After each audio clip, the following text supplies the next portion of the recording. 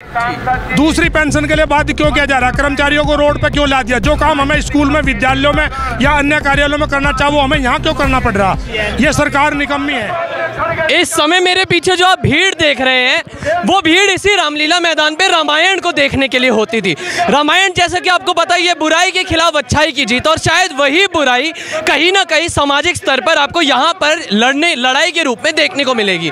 नमस्कार, मेरा नाम है हर्षित सिंह तोमर और आप देख रहे हैं अखबार। रामलीला मैदान में मौजूद है और बीते बहुत सारे महीनों से ये जो एक्स सर्विसमैन है, जो एक्स आर्मी ऑफिसर्स हैं, ये सब ओल्ड पेंशन स्कीम के समर्थन के लिए बहुत बार इन लोगों ने प्रदर्शन किया। बहुत बार इन्होंने रामलीला मैदान में समर्थन के लिए, ज़रूरत के लिए, अपनी आवाज़ पहुंचाने के लिए प्रदर्शन भी करे, लेकिन कहीं ना कहीं शायद से वो आवाज़ सही जगह पहुंच ना पाई। और फिर से आज आप एक बार थोड़ा सा मैं कैमरा पर्सन को बोलूँगा, करीब लाखों की तादाद में रिटायर्ड सर्विसमैन और एक्स फोर्स सोल्जर्स यहाँ पे मौजूद हैं और ये जो ओल्ड पेंशन स्कीम है उसके समर्थन के लिए, और ये जो पेंशन स्कीम है इसके बारे में बात करने के लिए यहाँ पे खुल के बात करेंगे। यहाँ पे लोग भी जुड़ गए, सीधा बात करनी शुरू करते हैं। सर क्या नाम हुआ आपका? हम नवनीत गामरी, जिला संयोजक कटेवा शामली। हम आज उत्तर प्रदेश से लाखों की संख्या में वहाँ उपस्थित हुए हैं और लगभग सैकड़ों गाड़ियों से।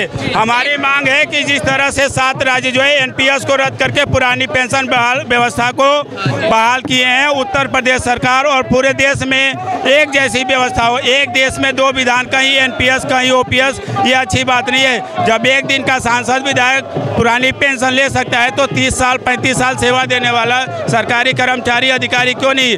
आज जो आईएएस है, पीसीएस है, आप उससे पूछोगे आप रिटायर हो गए कितनी पेंशन मिलेगी, उसे कोई गारंटी नहीं है 1 रुपया मिलेगी।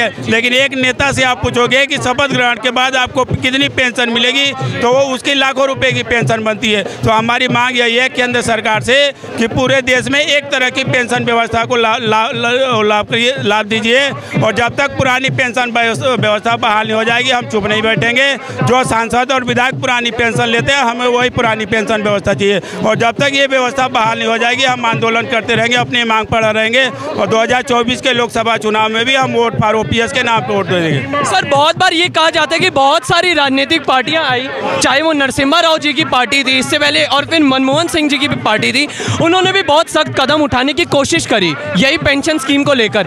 मोदी सरकार आई, वो कहीं ना कहीं कहा जा रहा है कि ज़मीनी स्तर पर लाभ दिलाने के लिए ये पेंशन स्कीम लाई।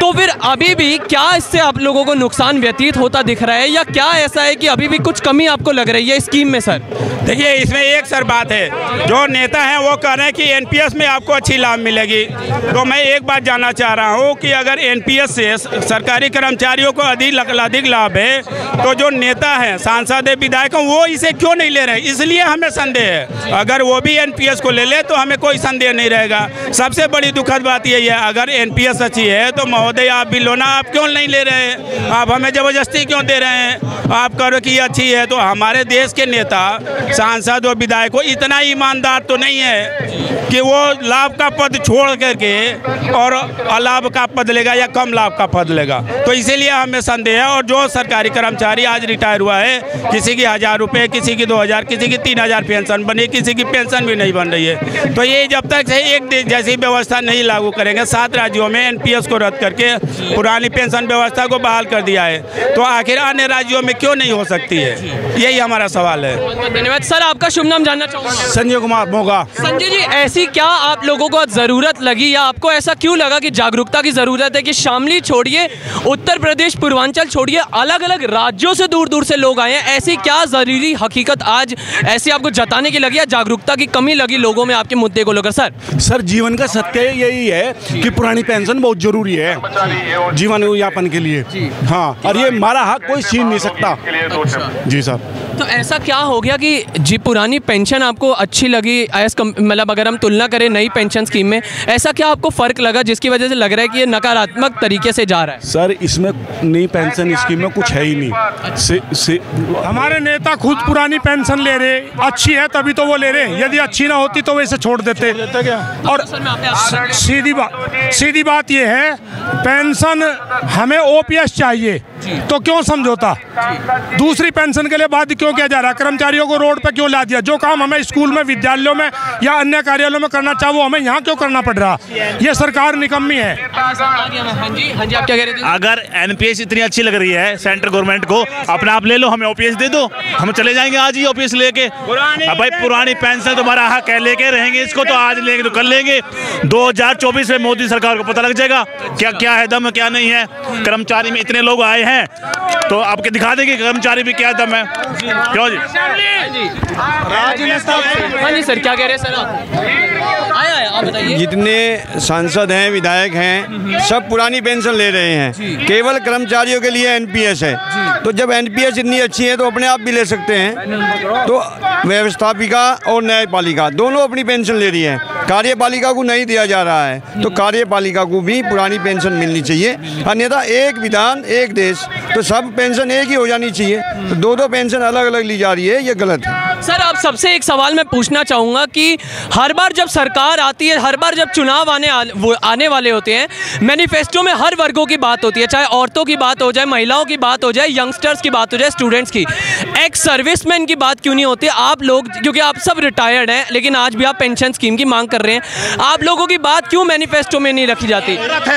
हम रिटायर नहीं है, सेवारत हैं हम। हाँ जी, आप लोगों की बात मैनिफेस्टो में क्यों नहीं डाली जाती सर? कुछ पार्टी रख रही है, कुछ पार्टी रख रही है, कुछ नहीं रख रही है। अच्छा, हाँ, जो रख रही है वो जीत भी रही है और उसका लाभ भी ले रही है। अच्छा, हाँ। क्या लग रहा है सर, सरकार की तरफ से कोई लापरवाही दिखती है हर बार चुनावों के टाइम या फिर चुनावों से पहले भी? पूरी लापरवाही। विपक्ष एकजुट है, पुरानी पेंशन देना चाहता है। सरकार निकम्मी है, सरकार इसे खत्म किया था और यही पुरानी पेंशन नहीं देना चाहते। और इस बार आर पार की लड़ाई है। 2024 में इन्हें बाहर कर दिया जाएगा अगर ये ओपीएस नहीं देते। ओपीएस बहाल नहीं करते तो ये बाहर कर दिया जाएंगे 2024 में लोकसभा में। एनपीएस जो है मार्केट पेंशन है, मार्केट पेंशन है, हमें मार्केट पेंशन नहीं चाहिए, हमें ओपीएस चाहिए। एनपीएस जो है मार्केट पेंशन है, मार्केट के ऊपर चलती है, हमें मार्केट पेंशन नहीं चाहिए, हमें ओपीएस चाहिए। एनपीएस में कोई भी भरोसा नहीं है कि हम जब रिटायर्ड होंगे हमको कितनी पेंशन मिलेगी। पुरानी पेंशन में हमारी लास्ट सैलरी का आधा पैसा हमको मिलता है, इसमें कोई भरोसा नहीं है, इसमें कोई फिक्स नहीं है। अभी जो वर्तमान में लोग रिटायर्ड हुए हैं, किसी को 1000 रुपये, किसी को 2000 रुपये ऐसे पेंशन। आप ही बताइए कि 1000-2000 में आज के समय में गुजारा हो पाएगा? और आप जब हम कोई कर्मचारी आज लगा है वो 20 साल बाद रिटायर्ड होगा, 20 साल बाद कितनी महंगाई होगी, उतनी महंगाई में क्या गुजारा होगा 2000 रुपये में? आप ही सोचिए। तो इसलिए हम यहाँ पर मांग रखने आए कि हमारी पुरानी पेंशन को बहाल किया जाए। देखिए, कर्मचारी जो भी काम करता है, जितना भी काम करता है, वो सरकार के लिए काम करता है। सरकारी कर्मचारी जब सामान खरीदता है तो टैक्स देता है, जो इनकम पाता है उसमें भी टैक्स देता है, और यहाँ तक कि अपनी पूरी जवानी सरकार के लिए झोंक देता है। और बुढ़ापे में उसको क्या मिलता है? कुछ भी नहीं मिलता है। हम उसी अपने बुढ़ापे की लाठी पुरानी पेंशन के लिए यहाँ पर इकट्ठा हुए हैं। पुरानी पेंशन एक सहारा है, एक सम्मान है कर्मचारियों का। पहले गांव में एक कहावत कही जाती थी कि लोग जब दूध पीने के लिए गाय पालते थे और वो जब गाय बूढ़ी हो जाती थी तो लोग उसको फेंकते, कहीं भगाते नहीं थे। तो उसी तरीके से हम कर्मचारी लोग, हमारे बुढ़ापे का ध्यान रखा जाए, हमारा ध्यान रखा जाए। और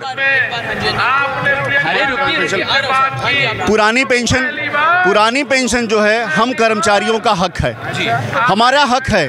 हमारे हक से हमको वंचित न किया जाए, हमको हमारी पुरानी पेंशन दे दी जाए। सरकारी कर्मचारी पूरा जीवन, पूरे बुढ़ापे तक सरकार के लिए काम करता है। और भैया, हमारी किसी दल पार्टी से मांग नहीं है, हमारी मांग इस सरकार से है। और सरकार में जो भी सत्ता में बैठा रहेगा, जब तक पेंशन बहाल नहीं हो जाएगी, हम उससे मांग करते रहेंगे।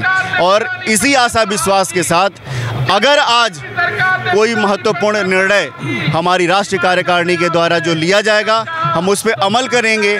और ज़रूरत पड़ी तो इससे बड़ी और इससे भारी जनबल की रैली हम लोग फिर इसी दिल्ली में करेंगे। और ये सरकार को बताएंगे कि हमारी संख्या छोटी नहीं है, जब तक हमारी पेंशन बहाल नहीं होगी हम सरकार के लिए काम कर सकते हैं, तो अपनी मांग के लिए, अपने अधिकार के लिए सरकार गिराने का भी काम कर सकते हैं।